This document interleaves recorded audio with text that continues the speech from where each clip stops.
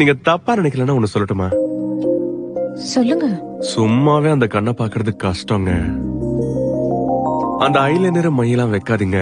பாவம், என்ன மாதிரி பசங்க காலி ஆயிடுவாங்க. அடுத்த ஜென்மம் ஒன்று இருக்கா இல்லையான்னு தெரியாது. ஆனால் இந்த ஜென்மம் இவளோட வாழணும்.